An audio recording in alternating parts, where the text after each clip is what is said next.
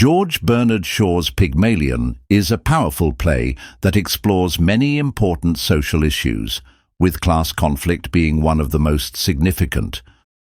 Written in 1912 and first performed in 1913, Pygmalion tells the story of a poor flower girl, Eliza Doolittle, who is transformed into a lady by Professor Henry Higgins, a linguist who teaches her how to speak proper English. But beneath this seemingly simple plot lies a deep and sharp criticism of the rigid British class system. Shaw uses humour, irony, and clever dialogue to show how class divisions affect people's lives, identities, and relationships. He challenges the idea that a person's worth is tied to their social class and argues that society unfairly judges people based on their accents, manners, and appearance.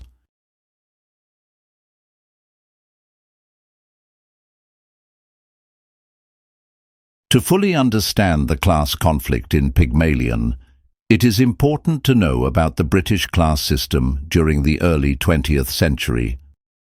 British society at that time was divided into clear social classes: the upper class, aristocrats and the wealthy; the middle class, professionals, teachers, etc., and the working class, labourers, street vendors and the poor.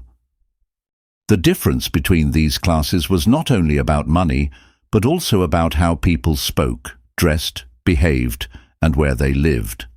Language, especially one's accent, played a big role in identifying someone's class.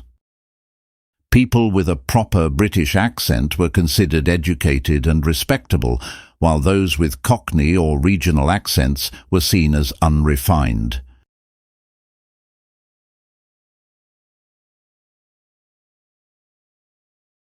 Eliza Doolittle, the flower girl in Pygmalion, is the central character through whom Shaw explores the cruelty and unfairness of class boundaries.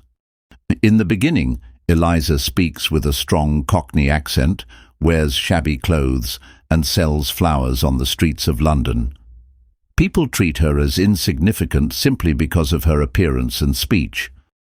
When Professor Higgins hears her speak, he remarks that with proper training, he could pass her off as a duchess. This comment starts the transformation that becomes the heart of the play. Eliza agrees to be trained in speech and manners, hoping to improve her life.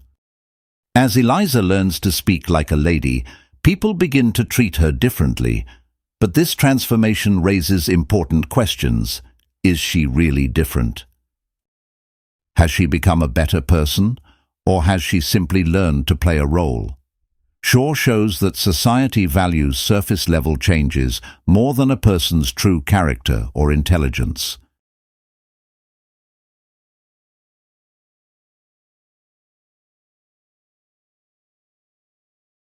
Professor Higgins is both a critic of the class system and, ironically, a part of it. He often mocks the idea that language should determine a person's status.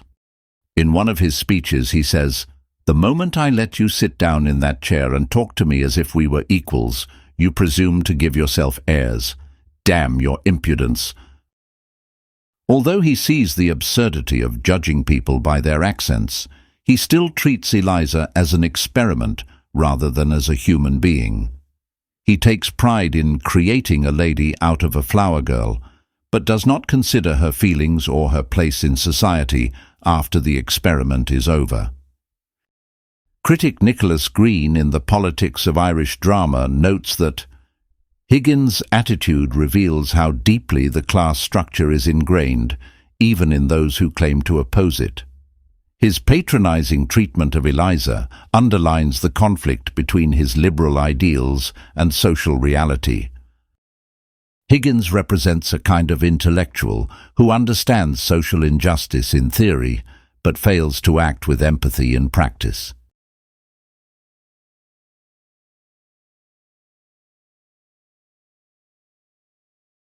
Eliza's father, Alfred Doolittle, is another character through whom Shaw explores class issues. At the start, Doolittle is a dustman, a working-class man who takes pride in his lowly status because it allows him freedom. Eliza's father, Alfred Doolittle, is another character through whom Shaw explores class issues. At the start, Doolittle is a dustman, a working-class man who takes pride in his lowly status because it allows him freedom. When he unexpectedly becomes wealthy, thanks to Higgins mentioning him to an American millionaire, he is forced to join the middle class. Ironically, Doolittle is not happy about this change. He complains about the pressures of middle-class morality and the responsibilities that come with money. His story shows that class mobility, often seen as a goal, can also be a burden. In Shaw, The Chucker Out, critic Eric Bentley writes, Shaw mocks both the lower and upper classes, showing that neither is free from foolishness or hypocrisy. Alfred Doolittle's rise in status is portrayed as a fall in happiness. Doolittle's experience highlights the idea that moving between classes is not simply about improving one's life. It can also lead to loss of identity and personal freedom.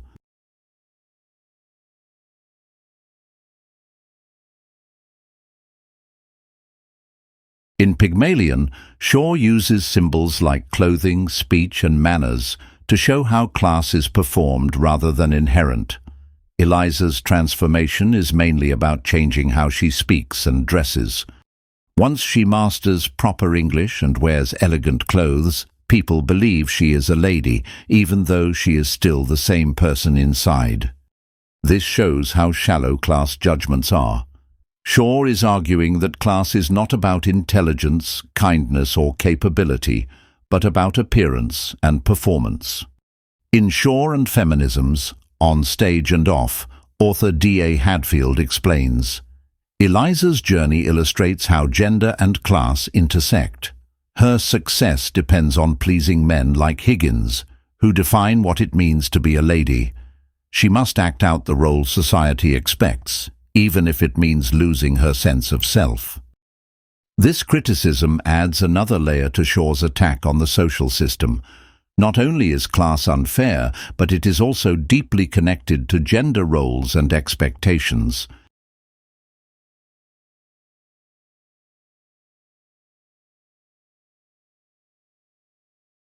The ending of Pygmalion is one of the most debated parts of the play.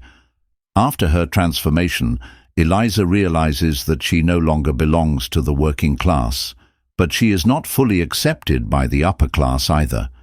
She is stuck in between, without a clear future. Eliza decides to leave Higgins and seek her own path. This decision is often seen as a moment of independence. She refuses to be treated like an object or a puppet and demands respect. However, critics have noted that her future remains uncertain. In the drama of George Bernard Shaw, critic Charles A. Burst writes, Eliza's final act of rebellion is powerful, but it also shows how limited her options are. She has no real place in the world she now inhabits. Her transformation is incomplete, not because of her failure, but because of society's rigid barriers. This uncertain ending forces the audience to think about the real consequences of class mobility. It is not a fairy tale ending, but a realistic look at the struggles faced by those who try to cross class lines.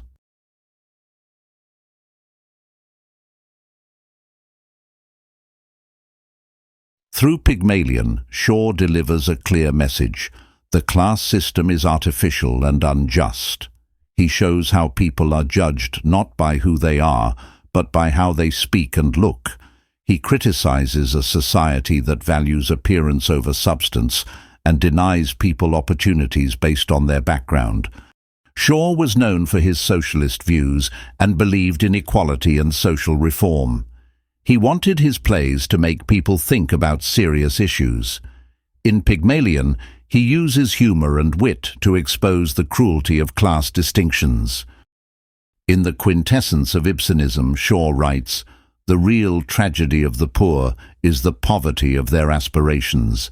They are made to feel that they cannot rise, and so they do not try." This idea is reflected in Eliza's journey. At first, she believes she is stuck in her place. It is only when she sees the possibility of change that she begins to grow.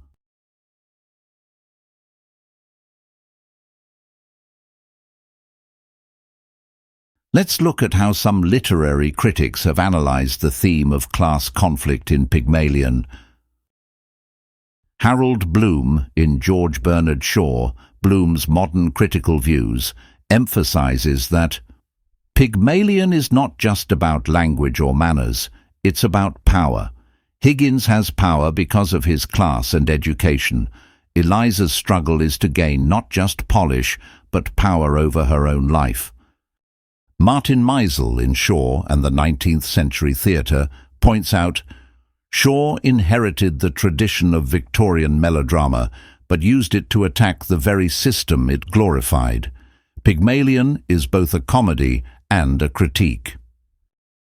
Fintan O'Toole, in Shaw, Plays in Performance, writes, The transformation of Eliza is a challenge to the audience.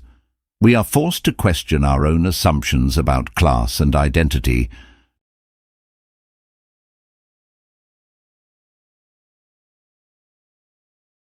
Pygmalion is a timeless play because it speaks to issues that are still relevant today.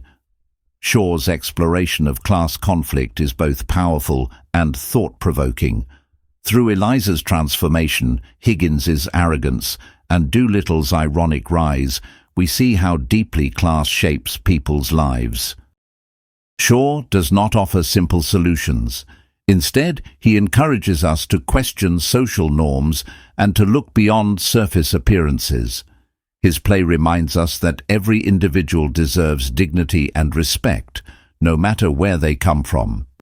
By using humor, sharp dialogue, and complex characters, Shaw opens our eyes to the injustice of judging people based on class. His message is clear. True worth lies not in how we speak or dress, but in who we are.